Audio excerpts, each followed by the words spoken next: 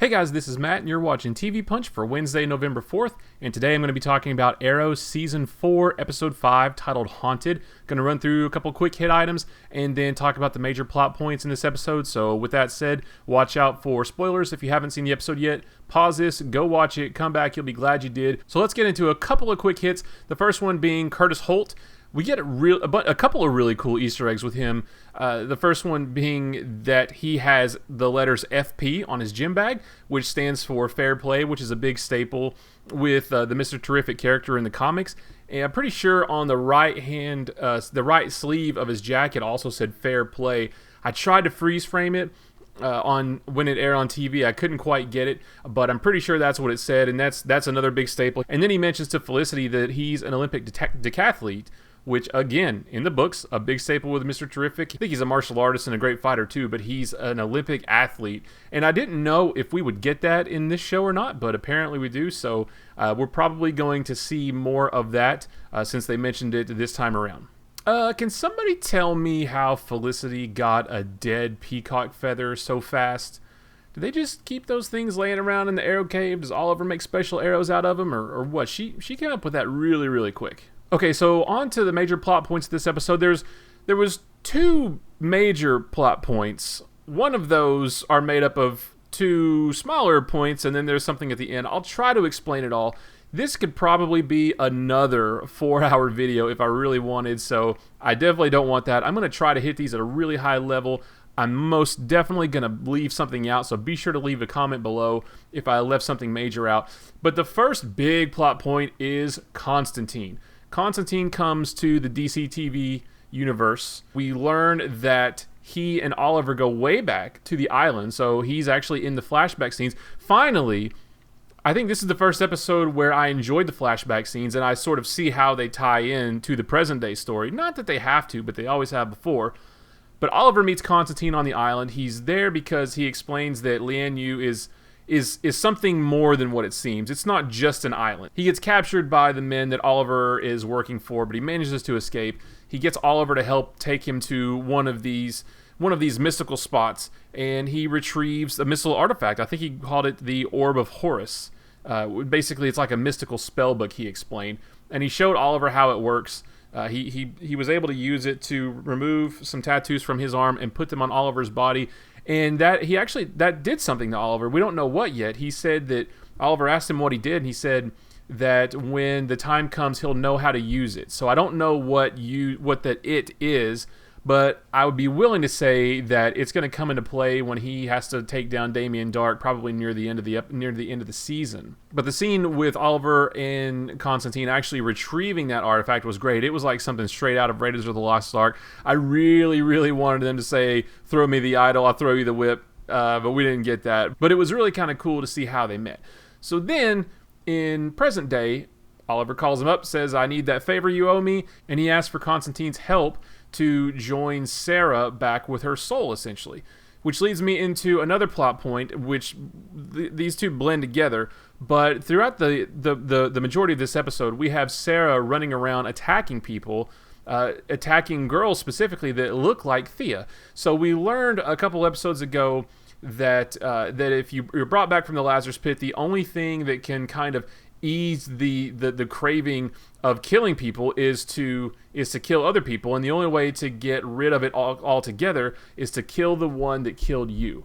So that's what Sarah's mission is this time around. She's looking for Thea, and she's attacking girls that look a lot like her, and then it's kind of revealed that she's able to track Thea, I guess, because they speculate that it's because Thea was in the pit and Sarah was in the pit, and that kind of creates some kind of bond between them.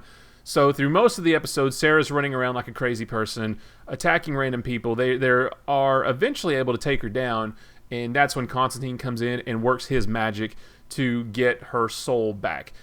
That was a really cool sequence. He essentially transports Oliver and Laurel into another realm, and they have to fight a couple spirits, and they have to pull what is essentially Sarah's soul out of what looks like the Lazarus Pit. And that was just sort of a physical manifestation of what they were having to do.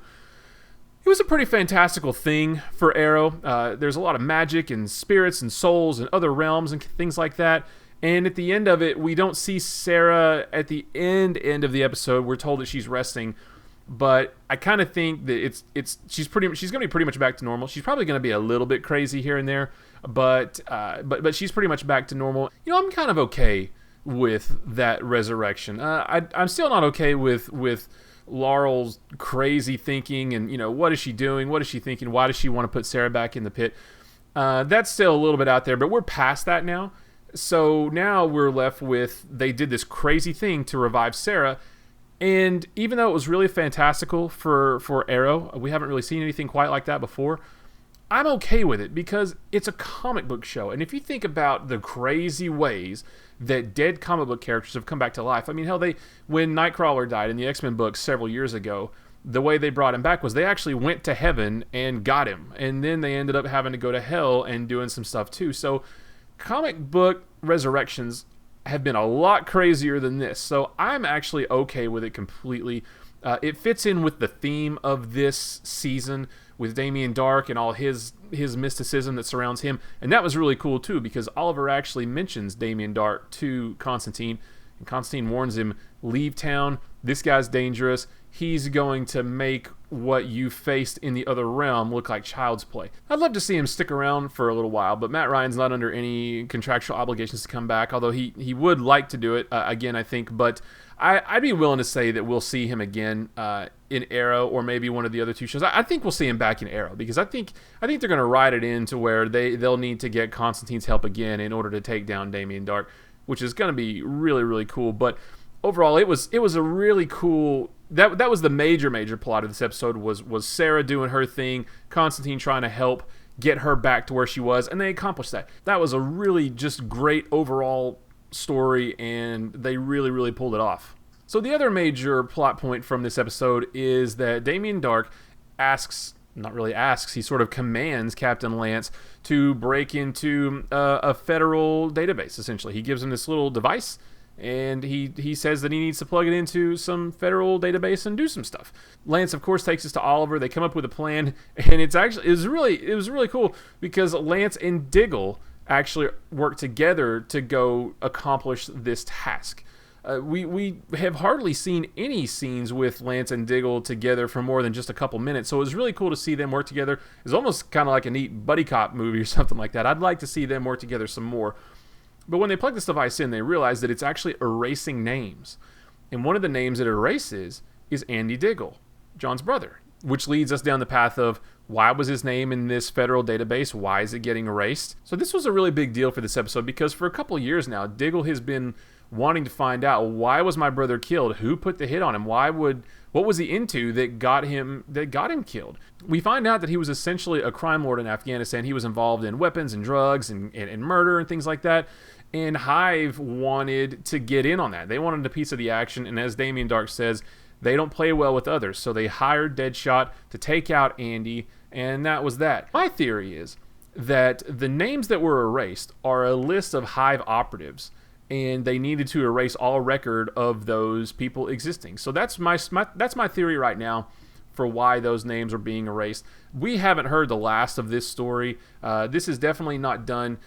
Diggle has the answers that he was looking for now, but it's not sitting well with him.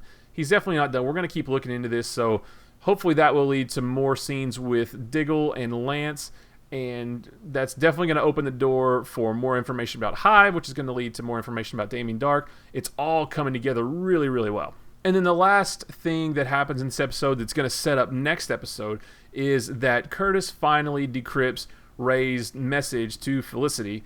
And this was right at the tail end, so we don't get a lot of it yet. But it's essentially Felicity hears Ray say, "I'm alive and I'm in trouble." And that's all we get. But the promo for next week's episode is all about Ray. It looks like he's been captured by Damien Darhk, and he's itty bitty.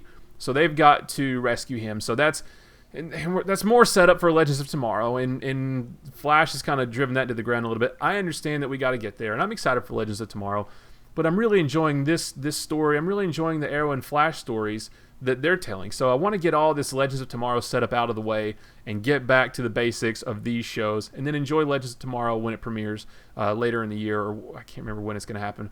But yeah, so set up for Ray. He's going to come back next week. That's going to be awesome. I'm going to cover it and everything else that premieres after that. So if you want to catch all those videos, be sure to subscribe by clicking the button below. If you're not watching this on YouTube, you can check it out on youtube.com/nerdpunch. You can follow us on Twitter and Facebook, both of those at nerdpunch as well. And you can check out nerdpunch.com where we're posting other cool things online, and you can check our schedule of upcoming videos as well. We're going to start doing some game streaming, some live streaming again on Thursday nights at least, and maybe some on the weekends as well. So but that's it for this week, guys. There was a lot of stuff that happened this episode. I know I left out some big things, but it gives you an idea of just how epic this episode was and how everything is really coming together really well. I can't wait to see what happens next. So thanks again for watching, guys, and until next time, I'll talk to you later. See ya.